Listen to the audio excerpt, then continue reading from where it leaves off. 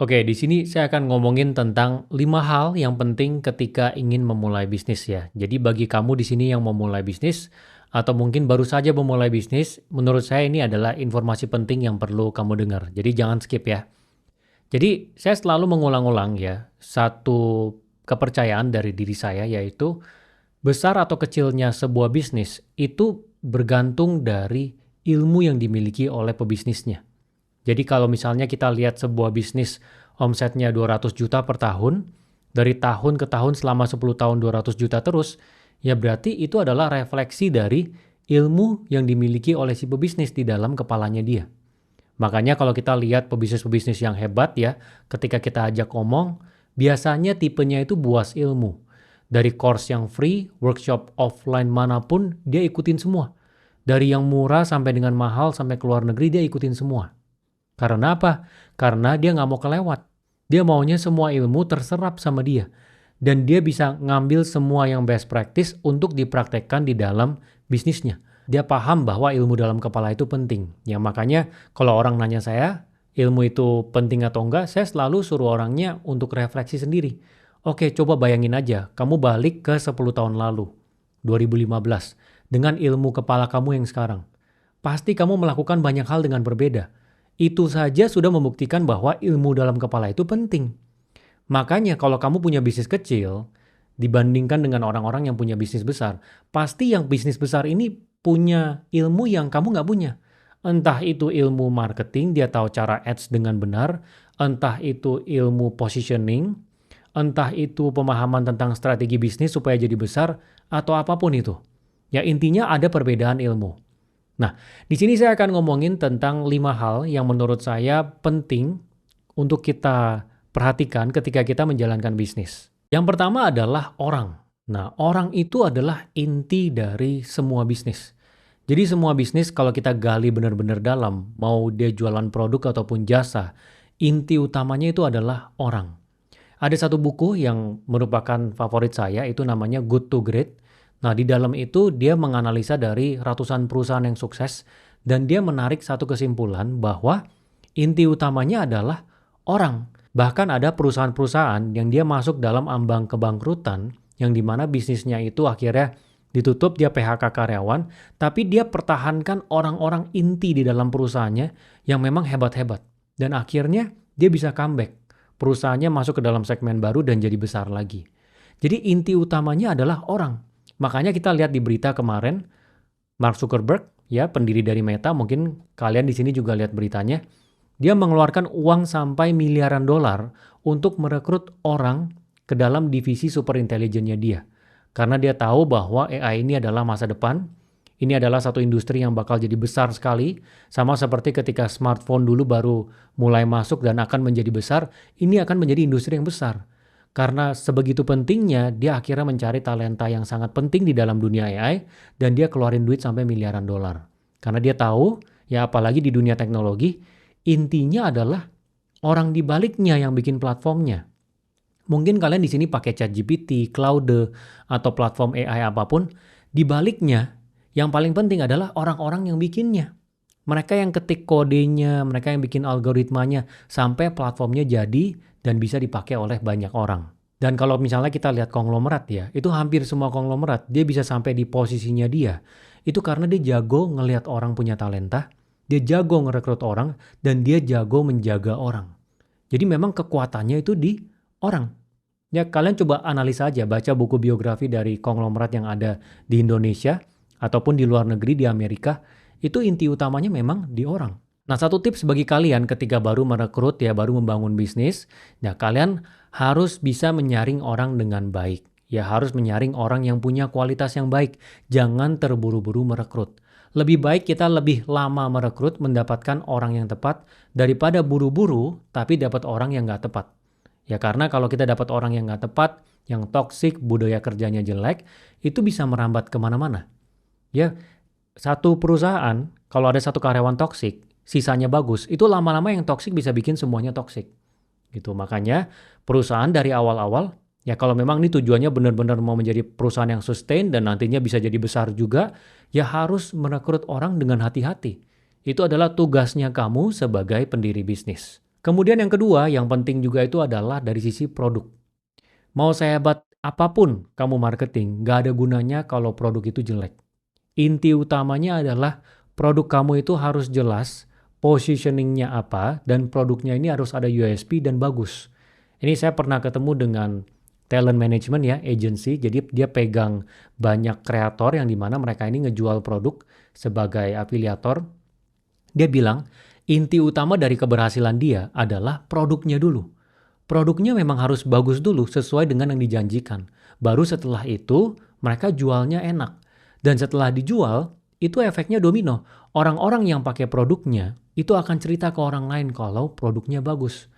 Dan orang ini akan jadi return customer. Mereka akan pakai lagi produknya. Karena kalau produknya jelek, ya mereka nggak akan pakai gitu. Cuman pakai sekali doang, setelah itu nggak beli lagi, percuma. Gitu. Makanya inti utamanya adalah produknya harus bagus. Apalagi kita sekarang di zaman sosial media. Kalau kamu punya produk atau jasa jelek, orang bisa post di sosial media, viral, orang semua tahu, langsung nggak laku. Sama seperti kasusnya Code Blue dulu, ada restoran dia review, dia bilang restorannya jelek, kekurangannya apa-apa-apa. Dari yang tadinya rame, itu langsung sepi total, langsung nggak ada yang datang. Ya tadinya ketika sebelum viral, ya mungkin orang-orang yang belum tahu tentang restorannya dia mau datang untuk coba. Dia datang coba dia lihat, aduh restorannya nggak enak nih, udah deh gue nggak datang lagi, dia cuma sekali. Tapi orang-orang yang pengen coba, totalnya ada 100.000 orang, jadi kesannya rame. Tapi ketika di review sama reviewer yang top gitu ya, mereka sekali nge-review yang nonton jutaan orang, dan dibilang ini jelek, langsung nggak ada yang datang karena produknya jelek. Harus direvisi. Jadi inti utamanya adalah produknya harus bagus dan harus jelas positioningnya. Menurut saya positioning itu penting sekali. Makanya sekarang saya kalau mulai bisnis, saya selalu perhatikan positioningnya itu mau di mana. Karena setiap orang isi kepalanya, top of mind-nya itu cuma bisa satu untuk satu kategori produk. Misalnya sekarang saya tanya kamu, makanan nasi ayam yang pedas yang enak di mana? Pasti udah keisi tuh di dalam kepala kamu satu. Baju olahraga yang bagus apa? Bakso yang enak apa? Itu setiap produk, setiap orang itu udah ada top of mind-nya. Yang dimana dia udah ingat produk itu adalah untuk ini, kategori ini. Makanya kita harus petain dulu, kayak misalnya saya mulai bisnis Growin. Growin ini adalah aplikasi untuk pebisnis, orang belajar bisnis. Nomor 1 di Indonesia yang paling lengkap. Dari awal saya udah petain, oke, untuk belajar saham ada, untuk belajar kripto ada, yang mahal dan murah ada, kemudian untuk belajar bisnis, yang murah ada, yang mahal, yang premium, yang kualitasnya bagus, yang online, yang all in one belum ada nih. Makanya saya kejar, oke kita mau ngisi posisi itu. Growin, ya belajarnya bisnis premium, kita isinya di posisi yang jelas. Nah makanya kalau kamu punya bisnis, kamu harus juga petain. Misalnya kamu jualan bakso. Oke, petain dulu. Bakso yang ada di luar yang seperti apa? Oke, ada yang jualnya bakso, dia menekankan daerah. Bakso Malang, bakso Solo. Terus ada yang baksonya premium. Ada yang baksonya murah banget.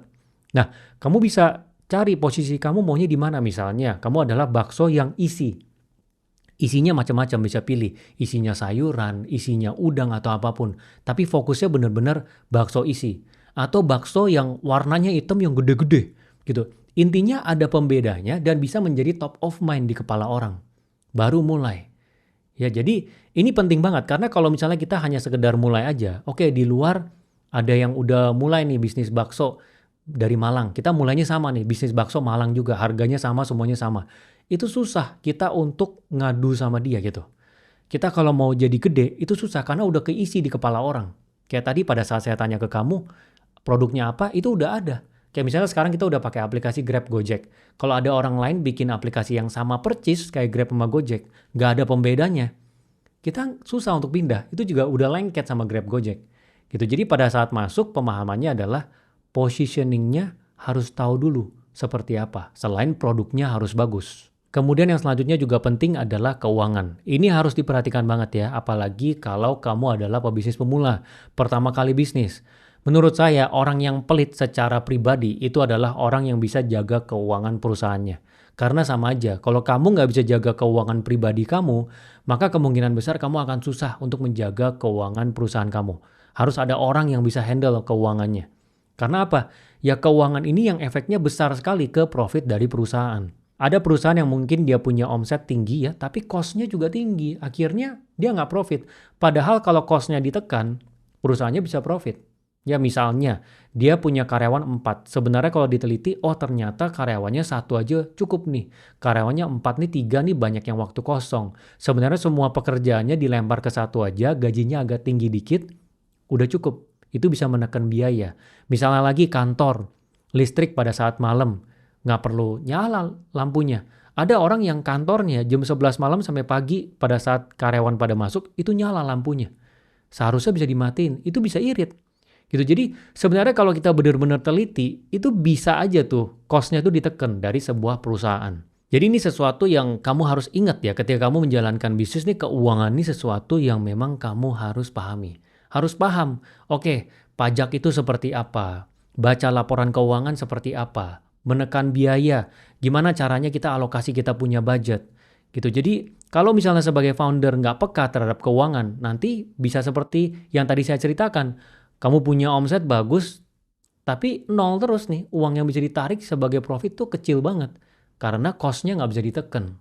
Dan satu tips dari saya ya terkait dengan keuangan, kalau misalnya baru mulai bisnis, apalagi posisinya masih meraba-raba bisnis pertama, jangan buru-buru rekrut. Kita kerjakan semuanya sendiri yang masih masuk dalam kapasitasnya kita. Kalau nggak masuk dalam kapasitas kita, baru kita delegasikan. Misalnya kita bikin restoran. Oke, kita nggak bisa masak. Memang nggak bisa masak. Kan nggak mungkin 1 bulan langsung jago masak terus bisa bikin produk yang enak. Ya udah nggak apa-apa, kita gandeng partner atau kita ngerekrut chef. Gitu. Jadi posisi chefnya diisi orang dari awal, kita memang sudah gaji dia. Tapi posisi lain, misalnya kita buka satu restoran yang kecil, ada kasir ataupun ada waitress, bisa aja kita sendiri dulu. Ya awal-awal kita sendiri dulu supaya kita neken cost. Ya karena kita posisi masih meraba, kecuali udah dapat feel-nya, udah tahu ya produknya udah matang, udah yakin, oke kita mulai merekrut. Jadi jangan buru-buru merekrut. Ya banyak founder yang dia boncos banget gitu ya di awal-awalnya, itu karena dia buru-buru ngerekrut. Buka online shop, dia impor baju, dia langsung punya karyawan 5, kantornya bagus gitu. Biayanya keluar terus tuh, padahal dia belum ngejual produk satupun. Nah gitu ya, jadi keuangan ini benar-benar penting untuk kamu perhatikan. Kemudian selanjutnya yang nggak kalah penting adalah marketing dan sales. Ya, ini Sam Altman, pendiri dari OpenAI yang bikin ChatGPT, pernah bilang, yang paling ideal itu kita punya produk bagus, saking bagusnya, si customer ini ceritain ke orang lain. Jadi word of mouth. Jadi ini efeknya yang paling besar. Kita nggak usah ngapa-ngapain, semua orang akan pakai. Memang produk-produk yang seperti ini ada banyak di luaran. OpenAI ya punya ChatGPT seperti itu. Atau misalnya kita kayak pakai Canva. Kalian tahu Canva dari mana? Kalau saya Canva taunya dari teman-teman saya. CapCut juga taunya dari teman saya. Jadi produk kalau bagus banget, itu enak. Kita nggak perlu marketing gimana-gimana. Orang akan ceritain ke teman-temannya. Ya tiap kali dia keluar, dia pasti ceritain. Pasti kamu juga pernah makan restoran, customer service-nya bagus banget. Makanannya enak banget. Cerita pada saat lagi ngobrol-ngobrol, ini di sini customer service-nya bagus loh. Ini di sini makanannya enak banget.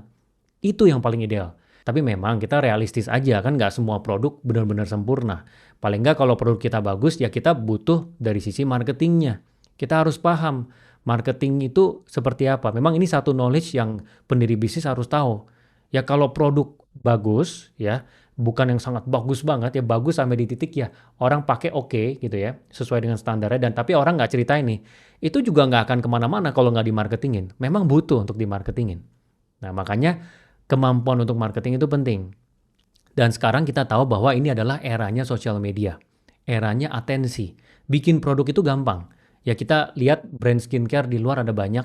Ya orang tinggal datang ke pabrik bilang gue pengen bikin brand skincare ABC. Bisa dibikinin, tinggal maklon aja.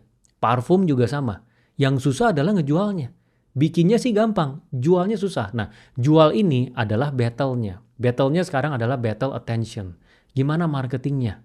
Kalau saya sih, saya menyarankan orang-orang untuk maju ya sebagai pendiri bisnis bikin konten. Dirinya maju gitu biar orang ingat. Tapi kalaupun kamu nggak mau maju, ya nggak apa-apa. Kamu tetap harus paham marketing gimana, cara bikin konten gimana. Tim kamu yang maju bikin konten. Banyak juga kok bisnis yang produknya oke. Terus dia sebagai founder bisnisnya ini nggak maju ya, dia nggak majuin mukanya dia. Tapi timnya bikin kontennya bagus, dia tahu cara bikin hook gimana, storytellingnya seperti apa, marketingnya bagus. Gitu. Nah ini bisa membawa orang untuk penasaran dengan produknya dan akhirnya mencoba. Dan satu lagi yang nggak kalah penting adalah sales ya. Ini ilmu wajib yang harus dimiliki oleh founder. Founder harus mau menjual, harus bisa menjual. Ya contohnya menjual di live. Jadi kalau misalnya lagi nge-live awal-awal kan kamu sebagai founder yang ngejual. Ya kamu harus mau menjual.